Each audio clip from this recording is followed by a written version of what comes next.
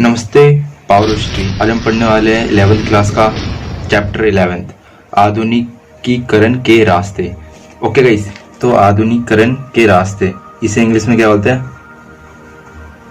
Path of modernisation. Okay guys, path of modernisation इसे English में हम कहते हैं। ये बहुत इंटरेस्टिंग चैप्टर है गाइस। इसमें क्या पढ़ना है हमें कि किस प्रकार दो देश, कौन से guys? Japan and China.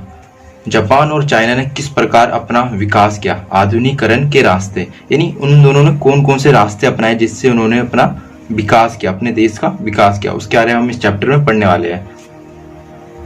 Let start. तो गाइस हम इसमें क्या पढ़ेंगे? पूरा इसमें हम पढ़ेंगे इनका इंट्रोडक्शन, यानी इनके परिचय के बारे में। ठीक है, ये पार्ट 1 है गाइस। तो होता क्या है गाइस, जो चीन है ना गाइस, जो हमारा चीन देश है, उसमें क्या हुआ, शुरुआत में क्या कर रहा था, चीन प्रोग्रेस कर रहा था बहुत अच्छी तरीके से, यानी उसका विस्तार हो रहा था अच्छे से। ठीक है, ग्रोथ हो रही थी। ओके गाइस, विस्तार हो रहा था। पर होता क्या है, जैसे जैसे समय बीतता है, जैसे जैसे समय बीतता है, after few years, okay guys, कुछ साल जैसे बीतते हैं, तो होता क्या है, छिंग राजवंश, ओके गाइस, छिंग राजवंश वाला वे वंश जो वहां पर राज करते थे, उसका नाम क्या था? छिंग राजवंश।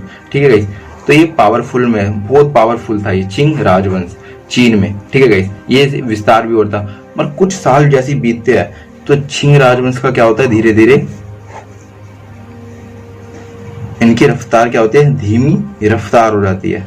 यानी जिस तरीके से ये बढ़ रहे थे आगे, यानी अपने चाइना देश को आगे ले जा रहे थे, उसकी रफ्तार क्या हो रही है, धीरे धीरे कम हो रही है। इसके अलावा क्यों कम हो रही थी गाइस? क्योंकि यहाँ पे गृह युद्ध होने लग गए। गृह युद्ध यानी अपने ही घर में युद्ध होना, यानी चाइना के अंदर ही कुछ ऐसे लोग हो गए, कुछ ऐसी जनता हो गई जो आपस में लड़ाई करने लग गई, किसी अधिकार के खिलाफ, न्याय के खिलाफ, इन सब के लिए। ठीक है, और किस लिए छिंग राजवंश कमजोर पड़ गया? राजनीतिक नियंत्रण कमजोर हो गया। जैसे ही सिंह राजवंश कमजोर हो गया, वैसे क्या हो गया, इनकी जो पॉलिटिकल पावर थी ना गाइस, जो पॉलिटिकल नियंत्रण था, कंट्रोल था, वो भी इनका कम हो गया। इसके अलावा इनके पास अनेक प्रॉब्लम्स इनके पास आई छिंग राजवंश के पास। इस कारण क्या हुआ, जो चीन है, जो चाइना है, उसकी स्थिति बहुत बदतर हो गई। ठीक है गाइस, अब हम पढ़ते हैं जापान के बारे में। इसी समय, ओके गाइस, इसी समय होता क्या है, जापान क्या करता है, आधुनिक राष्ट्र बनने की कोशिश करता है। ओके गाइस, आधुनिक राष्ट्र बनने की कोशिश करता है। इसके लिए क्या करता है, इसके लिए वो करता है औद्योगिक अर्थतंत्र। ओके गाइस, अर्थतंत्र की स्थापना। ठीक है, ऐसा तंत्र जिसमें अर्थतंत्र यानी हर चीज इकोनॉमी यानी पैसे से जुड़ा हो और देश को तरक्की पे ले जाए। इसके अलावा क्या किया, जापान ने दो चीज नहीं की। उसने ताइवान को, ओके गाइस, कोरिया, ठीक है गाइस, कोरिया को अपना उपनिवेशवाद बना दिया। ठीक है गाइस, ये कब बनाया? 1895। ठीक है, 1895 में ताइवान को अपना उपनिवेश बना दिया, और 1910, ठीक है गाइस, 1910 में कोरिया को अपना उपनिवेश बना दिया। ठीक है, उपनिवेश बनाने का मतलब क्या होता है गाइस? गाइस इन्होंने क्या किया, उपनिवेशिक स्थापना कर दी। किसकी? उपनिवेशिक की। उपनिवेशिक साम्राज्य बनाया। किसको? ताइवान और कोरिया को। ऐसे फायदा क्या हुआ उपनिवेशिक साम्राज्य बनाने का?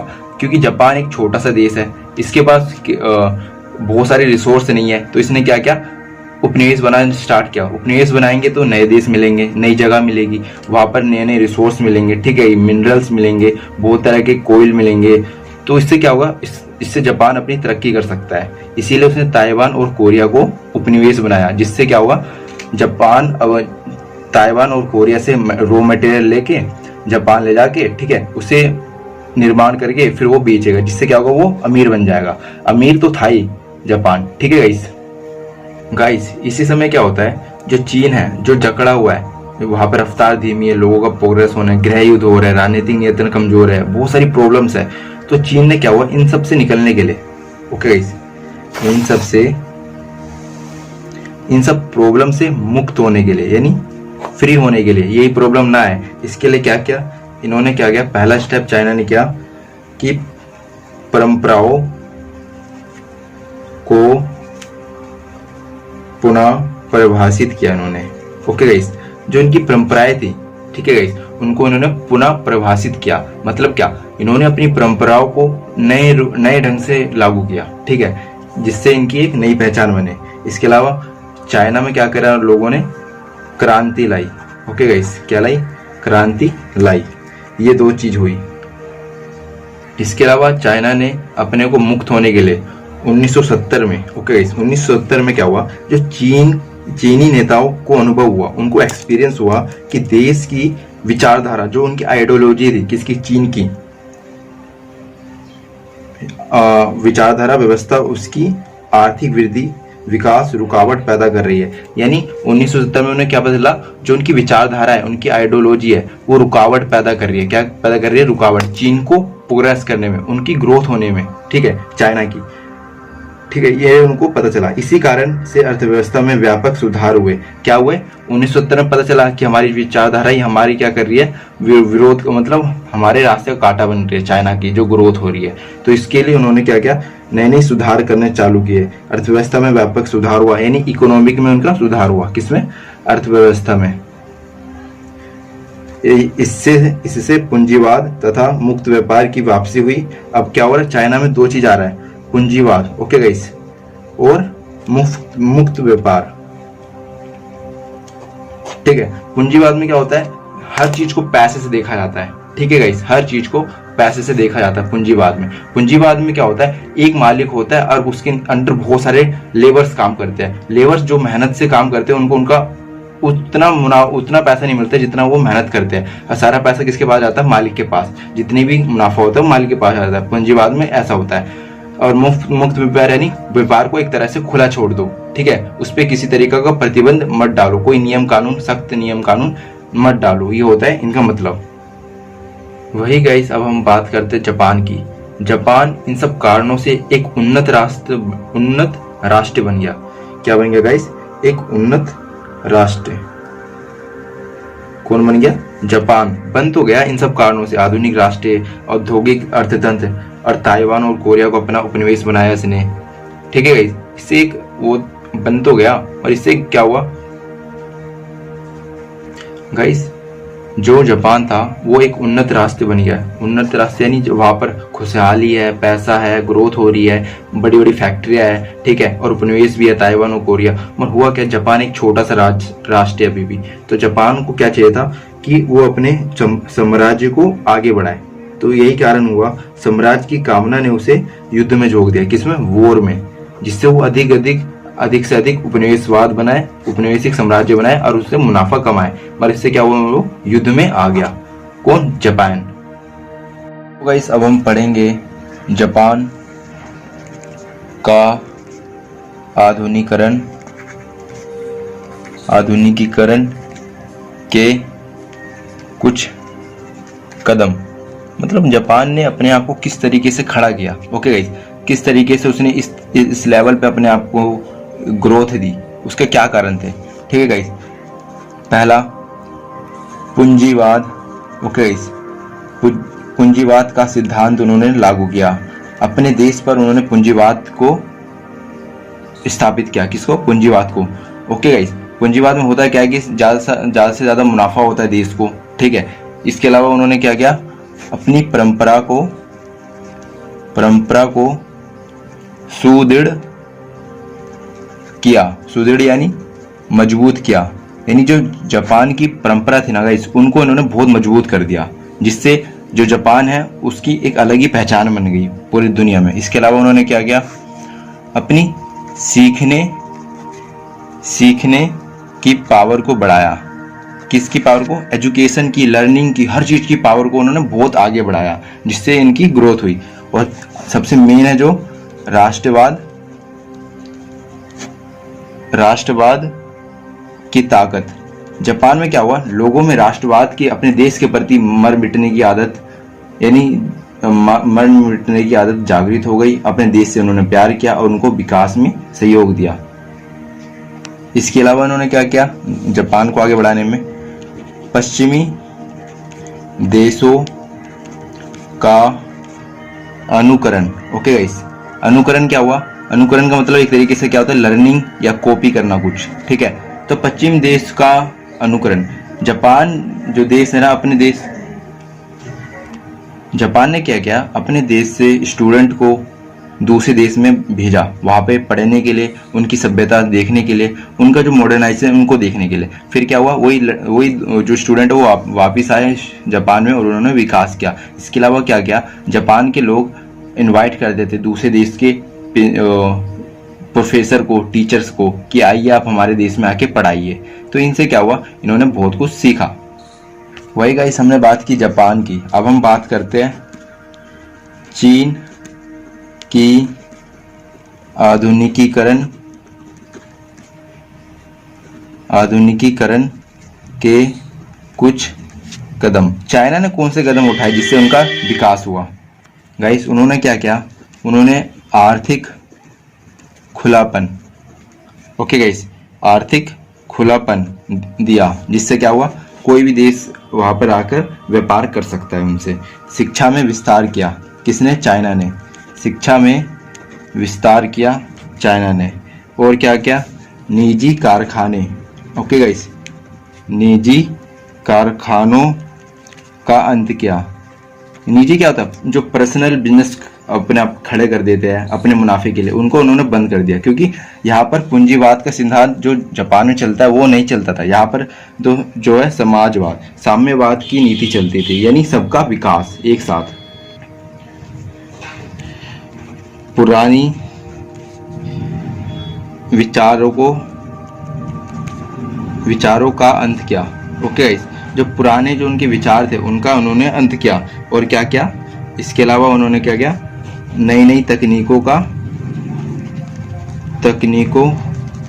को अपनाना शुरू किया, जिससे क्या हुआ, चीन का आधुनिकीकरण हुआ। हाँ, अब हम क्या पढ़ेंगे, चीन की कुछ विशेषता। ओके गाइस, चीन की कुछ विशेषता क्या क्या है, ठीक है। पहला, चीन एक विशालकाय, ओके गाइस, विशालकाय महाद्वीप है, ठीक है गाइस। क्या? एक विशालकाय महाद्वीप, यानी बहुत बड़ा महाद्वीप है एक। इसके अलावा यहाँ पर अनेक जलवायु पाई जाती है, ठीक है गाइस, अनेक जलवायु, ठंडी, गर्मी, सर्दी। इसके अलावा यहाँ पर 3 नदियाँ हैं, ओके गाइस, 3 नदियाँ। क्या नाम है? एक पहला नाम है पीली नदी, दूसरा यागांसी नदी। गाइस जो दूसरी नदी का नाम है यागांसी नदी, ओके, यागांसी नदी। इसे ऐसा कहा जाता है, जो यागांसी नदी ना, ये पूरी दुनिया की तीसरी सबसे लंबी नदी है, ओके गाइस, सबसे लंबी नदी है पूरी दुनिया में, जो कहाँ पे पाई जाती है? चीन में। इसके अलावा पल नदी, ओके गाइस, ये 3 नदियाँ कहाँ पे पाई जाती है? चाइना में, जो बहुत इंपॉर्टेंट है। और गाइस यहाँ की भाषा क्या है? चीन की भाषा क्या है? चीनी, ओके गाइस, उनकी चीनी भाषा है। और यहाँ की जो जातीय समूह है ना गाइस, जातीय समूह, उनका नाम क्या है? उनका नाम है हान, ओके गाइस। इसके अलावा अब हम बात करते हैं, और गाइस जो यहाँ के जो फेवरेट डिश है, ठीक है गाइस, उसका नाम क्या है? जो खाना है, मतलब जाना माना डिमसम, मतलब इसका अर्थ क्या होगा? दिल को छूने वाला भोजन। ऐसा भोजन ये करते हैं, ठीक है। एक तरीके से गुथे हुए आटे की सब्जी होती है, उसमें भरकर उबाला जाता है, ऐसा कुछ होता है गाइस, ठीक है गाइस। अब हम बात करते हैं जापान की, ओके गाइस, जापान की विशेषता की। सबसे पहले जापान एक द्वीप श्रृंखला है, ओके गाइस, क्या? एक द्वीप श्रृंखला।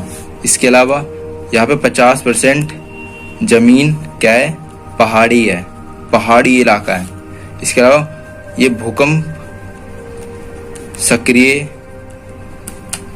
सक्रिय क्षेत्र है, ओके गाइस। इसके अलावा ज़्यादातर जनसंख्या यहाँ पर जापानी बोलती है, ओके गाइस। जापानी ज़्यादातर जनसंख्या है इनकी। इसके अलावा जो इनका बुनियादी फसल है ना गाइस, बुनियादी फसल वो क्या है, चावल यानी राइस। इसके अलावा जो वहाँ की मछली है ना, मछली प्रोटीन का मुख्य स्रोत है। किसका? प्रोटीन का मुख्य स्रोत। कहाँ पर? जापान में। और यहाँ पर सूशी फेवरेट डिश है। क्या है गाइस? सूशी फेवरेट डिश है, व्यंजन। गाइस अब हम इसे मैप पे समझते हैं कि कैसा है। गाइस जैसा आप देख सकते हो, चाइना ये रहा और जापान ये रहा, ठीक है। जापान के सबसे जो पास है वो क्या है, आप इस साइड देखिए, रसिया लिखा है, यानी रसिया सबसे क्लोजेस्ट कंट्री है किसके? जापान की। इसके अलावा जापान में 4 आइसलैंड है। ओके गाइस, 4 आइसलैंडों से बना है जापान, छोटे छोटे, ठीक है, आइसलैंड तो उनसे बना है। उसके नाम हम बताते हैं गाइस। उनके नाम है होंकायो, होन्शु और शिकोकू और क्योसो। आप नाम पढ़ लीजिए। ये 4 आइसलैंड से मिलकर बना है जापान। ओके गाइस, इसके अलावा यहाँ पर रिसोर्स बहुत कम है जापान में। यहाँ पे कोयल हो, आयरन हो, ये सब बहुत कम है, मिनरल्स हो। और कृषि हेतु ओनली लैंड कितनी है? 11.65%, यानी 11% भूमि पर ही कृषि होती है, क्योंकि ज्यादातर एरिया क्या है, यहाँ पे पहाड़ी एरिया है। और गाइस जो जापान की सबसे ऊंची पर्वत है यानी माउंटेन है, उसका नाम क्या है? फूजी। ओके गाइस, फूजी सबसे हाईएस्ट माउंटेन है जापान की। और ऐसा कहा जाता है ना गाइस, जो पूरी दुनिया में जो पूरी दुनिया का 10% जो वोल्केनो है, जो एक्टिव वोल्केनो है, वो कहाँ पर? जापान में है, यानी जो जहाँ पर। इसके अलावा क्या होता है, जापान में बहुत सारे भूकंप आते हैं। क्यों? क्योंकि आप देख सकते हो जापान के इस साइड रिंग ऑफ फायर है। Okay guys, ring of fire क्या होता है? जब टेक्टोनिक प्लेट जब हिलती है तो उससे क्या होता है? भूकंप आता है। तो यही जो सबसे एक्टिव एरिया होता है, रिंग ऑफ फायर। छोटे शब्दों में बता रहा हूँ कि यहाँ पर जो टेक्टोनिक प्लेट्स जब हिलने लगती है तो यहाँ पर बहुत सारा भूकंप आता है, इसलिए जापान में बहुत सारे भूकंप आते हैं। और जापान की जो पॉपुलेशन है गाइस बहुत कम है। इसके अलावा गाइस जो जापान की राजधानी है, जिसका नाम क्या है? टोक्यो। Okay guys, Tokyo. इसका मतलब क्या होता है? इसका मतलब होता है पूर्व राजधानी। ओके गाइस, इस शब्द का मतलब होता है जो जापान की राजधानी है टोक्यो। अब हम बात करते हैं चाइना की, ठीक है गाइस। चाइना में क्या है? चाइना देखो गाइस, एक तो नंबर 1 है पॉपुलेशन में चाइना। किसमें? Population number 1। इसके अलावा चाइना को हम दूसरे नाम से भी जानते हैं। चाइना को चाइना के नाम से जानते हैं, मगर चाइना को हम एक दूसरे नाम से जानते हैं। चाइना का दूसरा नाम क्या गाइस? चाइना का दूसरा नाम है चीन पीपल्स रिपब्लिक। ओके गाइस, क्या? चीन पीपल रिपब्लिक। जो गाइस जो चाइना है वो पूरे वर्ल्ड में तीसरा सबसे बड़ा देश है, ठीक है, पूरे वर्ल्ड में तीसरा सबसे बड़ा देश है। और 14 देशों से सीमा सटी है। किसकी? चाइना की 14 देशों से गाइस देखोगे इसकी सीमा सटी हुई है, क्योंकि बहुत बड़ा देश है तो जाहिर सी बात है इसकी सीमा भी सटी है। वहीं पे जापान की बात करें, यहाँ पे कोई सीमा ही नहीं है, ठीक है गाइस। इसीलिए जापान में क्या होता है, जो सीमा है नहीं तो फाइट किससे करेगा, इसीलिए यहाँ पर जो मिलिट्री है वो कम है, ठीक है। अब चाइना में मिलिट्री ज्यादा है क्योंकि इसमें 14 देशों से सीमा इसकी सटी हुई है, तो आए दिन लड़ाई झगड़े होते रहते हैं, इसीलिए इन्हें मिलिट्री रखनी पड़ती है चाइना को। इसीलिए कम पैसे रखते हैं मिलिट्री रखने में जापान को, क्योंकि वो कम रखता है मिलिट्री। और इस जापान का किसके साथ है? यूएस, अमेरिका का साथ है, ठीक है।